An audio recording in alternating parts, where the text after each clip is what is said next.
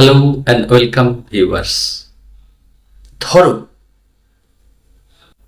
একটা সমাজে বা একটা ইকোনমিতে দুটো মাত্র ফার্ম আছে যারা একই ধরনের দ্রব্য তৈরি করে।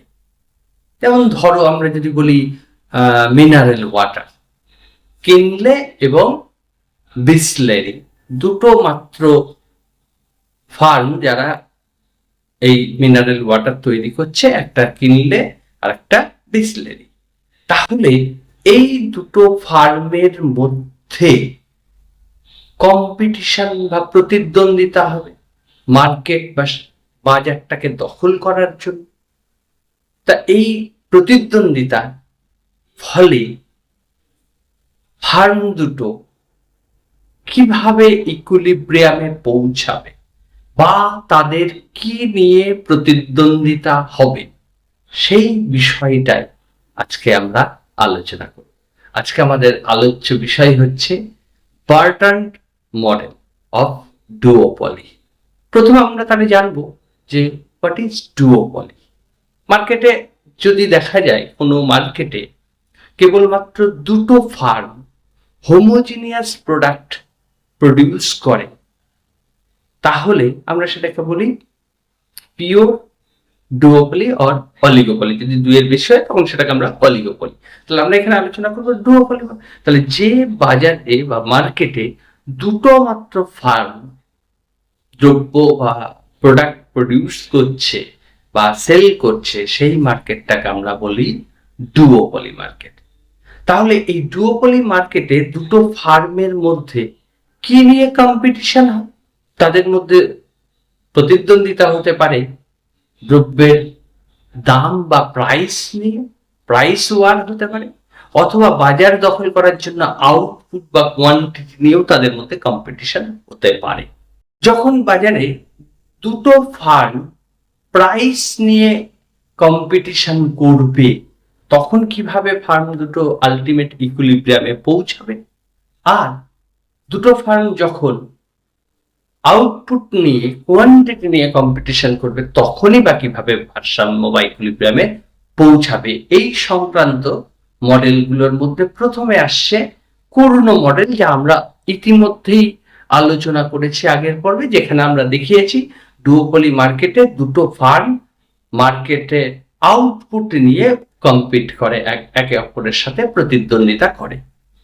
1883 সালে বার্ট্রান্ড মডেল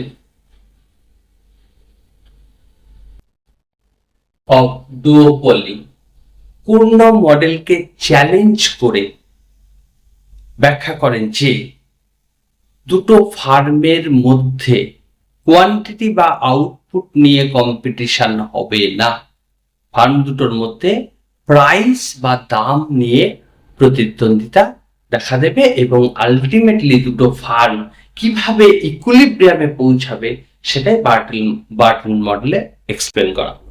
তা এই বার্ট্রান্ড মডেলটা বোঝার জন্য আমাদের প্রথমে কিন্তু খুব গুরুত্বপূর্ণ কতগুলো অ্যাজাম্পশনস উল্লেখ করে নিতে হবে। প্রথম অ্যাজাম্পশনস বা অনুমান হচ্ছে যে বাজারে মার্কেটে দুটো ফার্ম থাকবে, অর্থাৎ two firms in the market. কি কি টু ফার্মস হবে?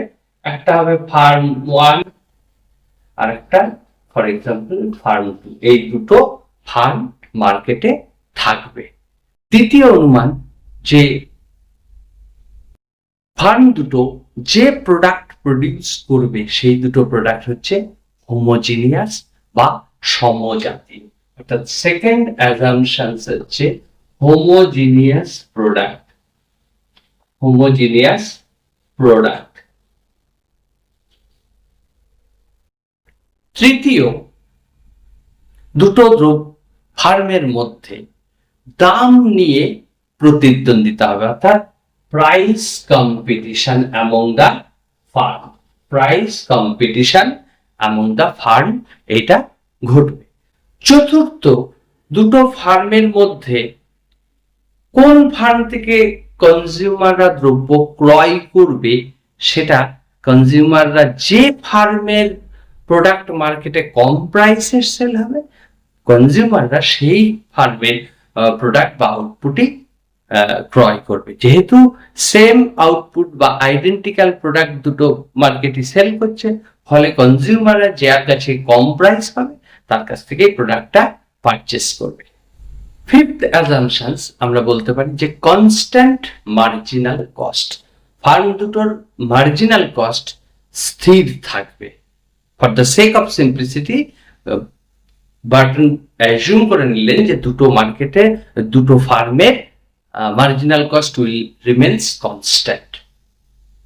সিক্সথ অ্যাজাম্পশনস হচ্ছে আনলিমিটেড প্রোডাকশন ক্যাপাসিটি, অর্থাৎ প্রতিটা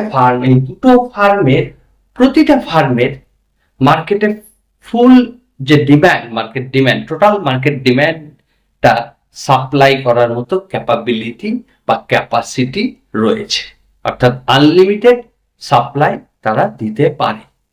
last but most important assumptions হচ্ছে দুটো ফার্মেরই টার্গেট বা লক্ষ্য বা অবজেক্টিভ হচ্ছে প্রফিট ম্যাক্সিমাইজেশন।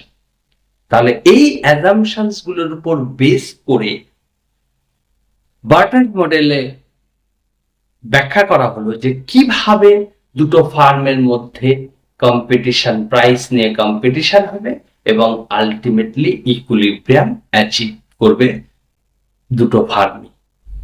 বিষয়টা আমরা যদি একটা এক্সাম্পল দিয়ে বলি তাহলে তোমাদের বুঝতে সুবিধা হবে। ধরো দুটো ফার্মেরই marginal cost constant, marginal cost ধরো ₹30 পার ইউনিট। তাহলে এই যে দুটো ফার্ম যাদের মার্জিনাল কস্ট কনস্ট্যান্ট এবং ₹30 ধরলাম, এইবার যে প্রোডাক্টটার কথা বলছি সেই প্রোডাক্টটা মার্কেটে সেল হচ্ছে, প্রাইস হচ্ছে ₹50। দুটো ফার্মই ফার্ম 1 এও প্রাইস, অর্থাৎ ফার্ম 1 এর প্রাইসকে P1 বলছি, ফার্ম 2 এর প্রাইসকে বলছি। দুটো ফার্মই ₹50 তে সেল করতে পারে, অর্থাৎ দুটো ফার্মই মার্কেটে ইকুয়াল প্রাইস চার্জ করতে পারে। অথবা আরেকটা কেস হতে পারে, এটা যেখানে দুটো firm will charges equal price. আরেকটা হতে পারে firm 1 charges price more than firm 2। আর আরেকটা হতে পারে third case, firm 1 charges less price than firm 2। আমরা প্রথমে ধরে নিই প্রথম ফার্মটাই বেশি প্রাইস চার্জ করছে। তাহলে প্রথম ফার্মটা যদি বেশি প্রাইস চার্জ করে, ধরো প্রথম ফার্মটা প্রাইস চার্জ করছে ৳50 আর দ্বিতীয় ফার্মটা প্রাইস চার্জ করছে ৳40। তাহলে খুব স্বাভাবিকভাবে কনজিউমার সেকেন্ড ফার্মের কাছে চলে যাবে। তখন সেকেন্ড ফার্মের দিকে সব কনজিউমার যখন চলে যাচ্ছে, এন্টায়ার মার্কেট গ্র্যাব বা দখল করে নিচ্ছে সেকেন্ড ফার্ম, তখন ফার্স্ট ফার্ম কি করবে? প্রাইসকে কমাবে, কমিয়ে ধরো 40 কম, এটাকে নিয়ে এলো কমিয়ে 35। তাহলে এখন কনজিউমার কি করবে? মুভ করবে ফ্রম ফার্ম 2 টু ফার্ম 1। যেই ফার্ম 1 এ সব মুভ করলো, তখন ফার্ম 2 কি বসে থাকবে? ফার্ম 2 ও তখন কি করবে? তার প্রাইসটাকে কমাবে। ধরো এই প্রাইসটা কমিয়ে করলো 30। Now again all consumer goes to the farm 2, as a result farm 1 আবার তার প্রাইস কমিয়ে ধরো করে দিলে এটাকে 25। তাহলে এইভাবে প্রাইস এ তখন আরো কমিয়ে ধরো 20 করলো। এবার দেখো মার্জিনাল কস্ট, আমি এটা 20 দিয়ে করি, কমাতে যখন মার্জিনাল কস্ট 20 যদি হয়, তাহলে আলটিমেটলি সেকেন্ড ফার্ম কি আর এর নিচে নামতে পারবে না। ফার্স্ট ফার্মটা আবার কমিয়ে বড় যদি 20 তে নামবে, তাহলে আলটিমেটলি কি দাঁড়াবে? দুটো ফার্ম সেম প্রাইস চার্জ করছে, তাহলে টোটাল মার্কেট ডিমান্ডটা দুটো ফার্মের মধ্যে শেয়ার হয়ে যাবে, ইকুয়ালি শেয়ার হবে।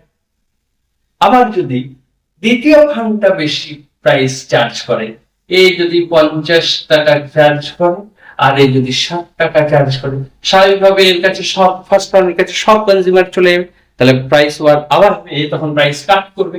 তাহলে এইভাবে প্রাইস কাটিং চলতেই থাকবে। কতদূর চলবে? Until price reaches its marginal cost. কারণ তার নিচে নামলে তো ফার্মের লস হয়ে যাবে। তাহলে price becomes marginal cost at equilibrium. এটাই হচ্ছে বার্ট্রান্ড ইকুইলিব্রিয়াম। তাহলে যে দুটো ফার্ম ডুওপলি মার্কেটে নিজেদের মধ্যে কম্পিটিশন করবে প্রাইস নিয়ে, এবং এই কম্পিটিশনটা চলতেই থাকবে। এই ফার্ম প্রাইস কাট করলে বি ফার্মও প্রাইস কাট করবে, তাই দেখে এ ফার্ম আবার প্রাইস কাট করবে। Ultimately this price war will go until price becomes equals to the marginal cost। তাহলে ইকুইলিব্রিয়াম কন্ডিশন কি হয়ে যাবে, যেখানে দুটো ফার্মেরই প্রাইস মার্জিনাল কস্টের সমান হবে। এবং এখানে কি হবে, দুটো ফার্মেই টোটাল মার্কেট ডিমান্ডটা ইকুয়ালি শেয়ার হবে। অর্থাৎ মার্কেট ডিমান্ডটা ইকুয়ালি শেয়ার করা, তার মানে কি, তার মানে হচ্ছে পারফেক্টলি কম্পিটিটিভ মার্কেটেও ইকুইলিব্রিয়াম আমরা কি জানি, P equals to M R equals to MC. অর্থাৎ পারফেক্ট কম্পিটিটিভ মার্কেটে পি আর এমসি ইকুয়াল হয়। এখানে মানে result will be same as the equilibrium in perfect competition. এবং এখানে দুটো ফার্ম কেউ কিন্তু সুপার নর্মাল প্রফিট বা এক্সেস প্রফিট আর্ন করবে না। দুটো ফার্মের যেহেতু প্রাইস আর মার্জিনাল কস্ট ইকুয়াল, ফলে দুটো ফার্ম নর্মাল প্রফিট আর্ন করবে। আমরা একটা নিউমেরিক্যাল এক্সাম্পল এই ব্যাপারটা দেখি। মার্কেট ডিমান্ড হচ্ছে P equals two 100 minus Q. Q is the market demand to ফার্মের marginal cost constant, এটা হচ্ছে ₹20। মার্জিনাল কস্ট আমরা কনস্ট্যান্ট ধরলাম। এবার মার্কেটে প্রাইস যদি ধরে price is ₹50, Q equals to 100 minus P, that is 50। Total market demand হচ্ছে 50, এবং এই মার্কেট ডিমান্ড যদি 50 হয়, তাহলে দুটো ফার্ম দুটো যদি সেম প্রাইস 50 চার্জ করে, ফার্স্ট ফার্ম এবং সেকেন্ড ফার্ম, অর্থাৎ P1 আর P2 যদি দুটোই ইকুয়াল হয়ে ₹50 হয়, তাহলে টোটাল মার্কেট ডিমান্ড যে 50, দুটো ফার্মই ইকুয়ালি মার্কেটটা শেয়ার করে নেবে। অর্থাৎ each firm will, first firm output produce করবে 50/2 ইউনিটস, আর সেকেন্ড ফার্মের আউটপুটও 50/2 ইউনিটস, দ্যাট ইজ 25 ইউনিটস। এটা হবে দুটো ফার্মের আউট। এবার তাহলে ফার্মের ফার্স্ট ফার্মের প্রফিট কি হবে, P1। এই প্রফিটকে আমরা কি করে বের করতে পারি, TR মাইনাস TC। যদি ফার্স্ট ফার্ম 25 আউটপুট করে, তাহলে price 50 minus MC into Q1 profit, তাহলে P minus MC is 20, 50 minus 20 into Q1 is 25।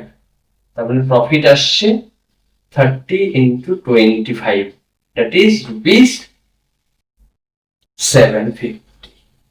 তাহলে দুটো ফার্মই যদি ইকুয়াল প্রাইস চার্জ করে, ফর এক্সাম্পল সেই প্রাইসটা যদি ₹50 হয়, তাহলে ফার্মের ফার্স্ট ফার্মের প্রফিট ₹750 হবে, as well as profit of the second farm will be ₹750। এইবার ধরো ফার্স্ট ফার্ম প্রাইস কমালো, প্রাইস কমিয়ে কত দূর আনলো, ধরো প্রাইস কমিয়ে ফার্স্ট ফার্ম 50 জায়গায় ₹40 করলো, তাহলে আমার ফার্স্ট ফার্মের প্রফিট প্রাইস হচ্ছে 40 হলে সেকেন্ড ফার্ম যদি ₹50 রেখে দেয়, তাহলে ডিমান্ড কত হবে, ডিমান্ড হবে 60। Entire demand supplied by firm 1, তাহলে সেক্ষেত্রে ফার্ম 1 কতটা আউটপুট প্রডিউস, 60। তাহলে সেকেন্ড ফার্মের সেক্ষেত্রে ফার্স্ট ফার্মের আউট প্রফিটটা কি হবে, P minus MC, P means 40, so 40 minus MC into output is 60, so 20 into 60, that is ₹120। তাহলে দেখো, যদি দুটো ফার্ম ইকুয়াল প্রাইস চার্জ করে, তাহলে তার প্রফিট ছিল ₹750। আর যদি সে প্রাইস কমিয়ে দেয়, কমিয়ে যদি 40 করে দেয়, তাহলে তার প্রফিট কিন্তু বেড়ে গেল রুপিস, অর্থাৎ এই যে এক্সট্রা প্রফিট, এই প্রফিট ইনসেন্টিভ তাকে প্রাইস কমাতে উদ্বুদ্ধ করবে।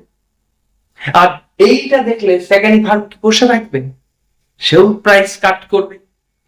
সে প্রাইস কাট করলে যখন পুরো এন্টায়ার ডিমান্ডটা সে ফুলফিল করবে, তখন প্রাইস ফার্স্ট টাইমও তার প্রাইস P1 কমাবে। তাহলে এইভাবে দুটো প্রাইস ওয়ার চলবে এবং আলটিমেটলি প্রাইসটা কোথায় এসে পৌঁছাবে? মার্জিনাল কস্ট যেখানে, অর্থাৎ প্রাইসটা আলটিমেটলি দাঁড়াবে P1 equals to ₹20 as well as P2 equals to ₹20। তাহলে ফাইনালি 20 যদি হয় প্রাইস, তাহলে আউটপুট কত হবে? আউটপুট হবে 80। এবং সেক্ষেত্রে ফার্স্ট ফার্মের প্রফিট কি হবে? দুটো ইকুয়ালি শেয়ার করবে, তাহলে দুটো ফার্মে 40 ইউনিটস করে, তাহলে P মাইনাস এমসি মানে কত? তখন ইকুইলিব্রিয়ামে পৌঁছে রেখে দেখো P মাইনাস এমসি মানে 0, তাহলে 0 ইন্টু আউটপুট 80, তার মানে এক একটা ফার্ম হচ্ছে ইকুয়ালি 40 করে, তাহলে এটা কি হচ্ছে 0 ইন্টু 40, তাহলে 0 ইন্টু 40 মানে 0, তার মানে ফার্ম দুটো নর্মাল প্রফিট আর্ন করছে, just like equilibrium in long run in perfect competitive market. তাহলে মজার বিষয় হলো দুটো ফার্ম কম্পিটিটিভ মার্কেটে মতোই ডুওপলি মার্কেটে ইকুইলিব্রিয়াম কন্ডিশন আসছে, P equals to MC, অর্থাৎ রেজাল্টটা same as perfect competition and duopoly model. যেহেতু দেখো এটা অদ্ভুত লাগছে যে দুটো মাত্র ফার্ম থাকা সত্ত্বেও ইকুইলিব্রিয়াম প্রাইস পারফেক্ট কম্পিটিশনের মতো এবং পারফেক্ট কম্পিটিশনের মতোই ডুওপলি ফার্ম দুটো নর্মাল প্রফিট আর্ন করছে লং রানে। এটাকেই একটা ধারার মতো লাগছে, এটাকেই বলা হয় বার্টন প্যারাডক্স। তাহলে what is Bertrand paradox? Though the market is duopoly, there are only two markets, but the result shows that output or price equilibrium condition will be same as the perfect competition. Both the firm will earn normal profit, just like in long run competitive market equilibrium case. তাহলে এই জন্যই এটাকে আমরা বলছি Burton case. তাহলে এবার আমরা বিষয়টাকে যদি একটা ডুওপলি মডেলের ডায়াগ্রামটা ড্র করি, দেখো এক্স অ্যাক্সিস বরাবর price of the second farm P2 নিয়েছি, আর ওয়াই অ্যাক্সিস বরাবর price of the first farm অর্থাৎ P1 নিয়েছি, এবং আমরা এখানে MC1 আর MC2 দেখো দুটো ফার্মের রিয়াকশন ফাংশন কিরকম, যে P1 আর P2 দুটো কার্ভ, একটা দেখো গ্রিন লাইন দিয়ে, ব্লু লাইন দিয়ে ফার্ম 1 এর, আর রেড লাইন দিয়ে দেখো আমরা ফার্ম 2 এর রিয়াকশন ফাংশনটা বের করেছি। এখন এই যে ছবিতে দেখো যে ঠিক দুটো যেখানে ইন্টারসেক্ট করছে, অর্থাৎ যেখানটায় ন্যাশ ইকুইলিব্রিয়াম রেখো, এইখানটায় দুটো ফার্মেরই প্রাইস তাদের মার্জিনাল কস্টের সাথে ইকুয়াল হচ্ছে, অর্থাৎ P2 ইকুয়ালস টু দেখো marginal cost P2 dash, similarly P1 ড্যাশও তার মার্জিনাল কস্টের সাথে সমান হচ্ছে। এইখানটা ফার্মটা ইকুইলিব্রিয়াম, যেটাকে ন্যাশ ইকুইলিব্রিয়াম বলে, এই ইকুইলিব্রিয়ামটা অ্যাচিভ করছে। ইকুইলিব্রিয়াম প্রাইসটা হচ্ছে ওই দুটো ফার্মে মার্জিনাল কস্টের সাথে ইকুয়াল করে, যা ঠিক যেভাবে আমরা পারফেক্ট কম্পিটিশনে দেখতে পেয়েছি। তাহলে এবার দেখো বার্টন মডেল আর পূর্ণ মডেল, দুটো মডেলের মধ্যে কি পার্থক্য? প্রথম আমরা ডিফারেন্স বলতে পারি কম্পিটিশন নিয়ে। পূর্ণ মডেলে কম্পিটিশন হয় আউটপুট বা কোয়ান্টিটি নিয়ে, বার্টন মডেলে কম্পিটিশন হয় প্রাইস নিয়ে। অর্থাৎ পূর্ণ মডেলে ভেরিয়েবল হচ্ছে আউটপুট কিউ, বার্টন মডেলে ভেরিয়েবল বা আউটপুট হচ্ছে প্রাইস পি। পূর্ণ মডেলের রেজাল্ট বা ইকুইলিব্রিয়াম কন্ডিশন আমরা কি পেয়েছি? P greater than MC। আর বার্টন মডেলের ক্ষেত্রে আমরা পাচ্ছি P ইকুয়ালস টু MC। আর লাস্ট যে গুরুত্বপূর্ণ ডিফারেন্সটা বলতে পারি সেটা হলো পূর্ণ মডেলে প্রফিটটা পজিটিভ হয়, আর বার্টন মডেলে প্রফিটটা হবে লং রানের ক্ষেত্রে অবভিয়াসলি। বার্টন মডেলের ক্রিটিসিজম বা লিমিটেশনস। প্রথমত বার্টন মডেলে যে অ্যাজাম্পশনস গুলো নিয়েছি, সেই অ্যাজাম্পশনস গুলোর মধ্যে প্রথম যে অ্যাজাম্পশনসটা হচ্ছে যে ফার্ম দুটো আনলিমিটেড সাপ্লাই করতে হয়, কিন্তু বাস্তব সেটা বলে না। আনলিমিটেড সাপ্লাই ক্যাপাসিটি ফার্মের নাও থাকতে পারে যদি মার্কেট সাইজ বা ভলিউমটা অনেক বড় হয়। সেকেন্ড যেটা আমরা বলতে পারি, প্রোডাক্ট ডিফারেন্সিয়েশন থাকতে পারে। দুটো ফার্ম থাকলেও তাদের প্রোডাক্ট আইডেন্টিক্যাল নাও হতে পারে। যেমন ধরো আমি যদি বলি দুটো মার্কেট আছে, একটা মার্কেট আছে যেখানে দুটো প্রোডাক্ট কোক আর পেপসি, কালার হোক, ব্র্যান্ড হোক, কোয়ালিটি হোক, সেন্ট হোক, বিভিন্ন দিক থেকে দুটো প্রোডাক্টের মধ্যে কিন্তু সামহাউ ডিফারেন্স করা যায়। এই প্রোডাক্ট ডিফারেন্সিয়েশন থাকলে কিন্তু এই মডেলটা কাজ করবে না। তৃতীয় হচ্ছে কন্টিনিউয়াস প্রাইস কাটিং। বাস্তবে এ দাম কমাচ্ছে, তার রেসপেক্টে ও প্রাইস কমাচ্ছে, তার রেসপেক্টে এই প্রাইস কমাচ্ছে। এই যে continuous price cutting, in reality কিন্তু এটা সম্ভব হয় না, বা এটা কিন্তু বাস্তবসম্মত না। 4 হচ্ছে সব থেকে গুরুত্বপূর্ণ যে বিষয়টাকে এখানে ইগনোর করা হয়েছে, সেটা হলো অ্যাবসেন্স অফ অ্যাডভার্টাইজমেন্ট। আমরা জানি অ্যাডভার্টাইজমেন্ট দিয়ে অনেক সময় বিভিন্ন গুডসকে প্রমোট করা যায়, বা তার সম্পর্কে একটা প্রাইস বেশি হলেও লোকে বা কনজিউমার ভাবতে পারে এর মধ্যে এক্সট্রা কোনো ফ্যাসিলিটিস বা গুণ আছে যে কারণে ওটা কনজিউম করলে আমার লাভ হবে। ফলে কেউ যদি প্রাইস কমায়, সব কনজিউমার যে তার কাছে ছুটবে এটা নয়। প্রাইস কম পেলেও কনজিউমার কিন্তু হায়ার প্রাইসের গুডস কনজিউম করতে পারে, যদি তার ওই হায়ার প্রাইস চার্জিং গুডসটার সম্পর্কে কোনো একটা ধারণা বা কনসেপ্ট থাকে। অর্থাৎ এই কনসেপ্ট বা ধারণাটা তৈরি করা যাবে কিভাবে? বাই অ্যাডভার্টাইজমেন্ট, সেলিং কস্ট, এগুলো।